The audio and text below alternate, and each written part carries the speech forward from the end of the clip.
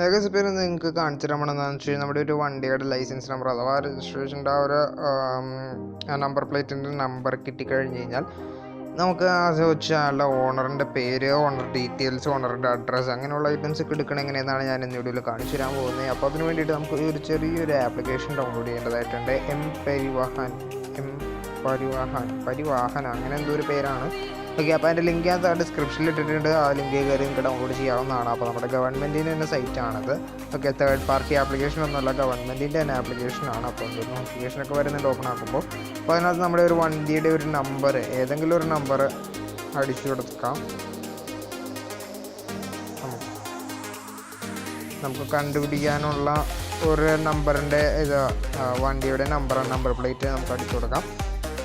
ഇഷ്ടമുള്ളൊരു നമ്പർ, ഞാൻ റാൻഡമായിട്ടാണ് പഠിച്ചിരിക്കുന്നത്. KL41 അത് ഇവിടുത്തെ ഞാൻ താമസിക്കുന്ന ഏരിയയിലെ നമ്പർ കോഡാണ്. ബാക്കിയുള്ളത് തോന്നിയ നമ്പറാണ് അടിച്ചു വെച്ചിരുന്നത്. അപ്പോൾ ഇതിനകത്ത് നമുക്ക് ഇനിയിപ്പോൾ സൈൻ ഇൻ ചെയ്യാൻ വരുന്നുണ്ട്. സൈൻ ഇൻ ചെയ്താലാണ് അത് കാണിക്കുള്ളൂ എന്ന് പറയുന്നുണ്ട്. അപ്പോൾ ഞാനിതൊരു സൈൻ ഇൻ ചെയ്തിട്ടില്ല, ഞാനൊരു അക്കൗണ്ട് ക്രിയേറ്റ് ചെയ്തില്ല. സൈനപ്പ് എന്ന് പറഞ്ഞ ഓപ്ഷൻ വെച്ച് സൈനപ്പ് ചെയ്യാവുന്നതാണ്. അപ്പോൾ ഞാൻ സൈനപ്പ് ചെയ്യുകയാണ്. ഓക്കെ, ഞാൻ സൈനപ്പ് ചെയ്യാൻ വേണ്ടി കണ്ടിന്യൂ ചെയ്തു, ടേംസ് ആൻഡ് കണ്ടീഷൻസ് ഒക്കെ ചെയ്തു. ഓക്കെ, അപ്പോൾ ഒരു OTP വരുന്നുണ്ട്. അപ്പോൾ ആ ഒരു OTP നമ്മൾ ജസ്റ്റ് ഒന്ന് ഇതിനകത്തേക്ക് ടൈപ്പ് ചെയ്ത് കൊടുക്കേണ്ടതായിട്ട് വരുന്നുണ്ട്. അപ്പോൾ നമുക്ക് ആ ഒരു OTP വന്നിരിക്കുന്നത് ജസ്റ്റ് ഒന്ന് ടൈപ്പ് ചെയ്ത് കൊടുക്കാം. ഇപ്പോൾ നമ്മുടെ OTP വന്നിട്ടുണ്ട്. ഒരു ചെറിയൊരു ഡിലേ വന്നായിരുന്നു OTP വരാനായിട്ട്. അപ്പോൾ നമുക്ക് ആ ഒരു OTP ടൈപ്പ് ചെയ്ത് കൊടുക്കാം. അത് നമ്മൾ ആ OTP അടിച്ചു കൊടുത്തിട്ടുണ്ട്. അപ്പോൾ നമുക്ക് ഇനിയിപ്പോൾ നമ്മുടെ പേരും ഐറ്റംസൊക്കെ അടിക്കാനാണ് പറഞ്ഞു വന്നിരിക്കുന്നത്. സൈനപ്പ് എന്ന് പറഞ്ഞ ഒരു ഓപ്ഷൻ വെച്ചു നമ്മളിപ്പോൾ സൈനപ്പ് ചെയ്തിട്ടുണ്ട്. ഓക്കെ, അപ്പോൾ ഇനി നമുക്ക് ഈ ഒരു RC നമ്പർ വെച്ചിട്ട് ആളെ കണ്ടുപിടിക്കാനായിട്ട് നമുക്ക് ആവശ്യമുള്ള, ഇപ്പോൾ നമ്മുടെ പ്രോസസ് ഫോർമാലിറ്റി ഒക്കെ കഴിഞ്ഞു. ഇനിയിപ്പോൾ നമുക്ക് ഇത് ചെയ്ത് കഴിഞ്ഞ് കഴിഞ്ഞാൽ ആളുടെ നമ്പർ, IDയും ഡീറ്റെയിൽസൊക്കെ നമുക്ക് ഇത് ചെയ്യാം. നമുക്ക് അതിനകത്ത് അപ്പോൾ ഒരു നമ്പർ അടിച്ചു നോക്കാം. അപ്പോൾ ഓണറിൻ്റെ പേര് ഫുള്ളായിട്ട് കാണിക്കത്തില്ല ഇതിൽ. ഓക്കെ, ഫോർ സെക്യൂരിറ്റി റീസൺസ് അതൊക്കെ ലോഗ് ചെയ്തിട്ടുണ്ട്. അപ്പോൾ ഹീറോ ഹോണ്ട ഗ്ലാമറാണ് വണ്ടി. ഇപ്പോൾ റാൻഡമായിട്ട് അടിച്ച കേട്ടോ വന്നിരിക്കുന്നത്. അപ്പോൾ രജിസ്റ്ററിങ് അതോറിറ്റി ആൽവസ് RTO ആണ്, സ്കൂട്ടറാണ്, RC സ്റ്റാറ്റസ് ആക്റ്റീവാണ്, ഫ്യൂവൽ ടൈപ്പാണ്.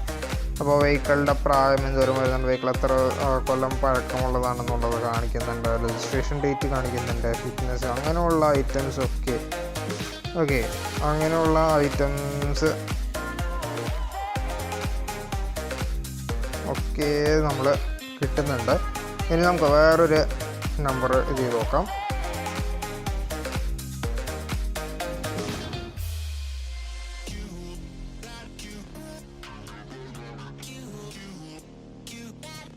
ഓക്കെ, അപ്പോൾ നമ്മളിപ്പോൾ ഫസ്റ്റ് വരുന്നത് നമ്മുടെ നമ്പർ, അതിൻ്റെ ഏത് വണ്ടി മോഡൽ, ഏത് വണ്ടിയാണെന്ന് നോക്കുന്നുണ്ട്. ആളുടെ പേര് വരുന്നുണ്ട്, ഇത് എത്ര കൊല്ലം പഴക്കമുള്ളതാണെന്ന് വരുന്നുണ്ട്.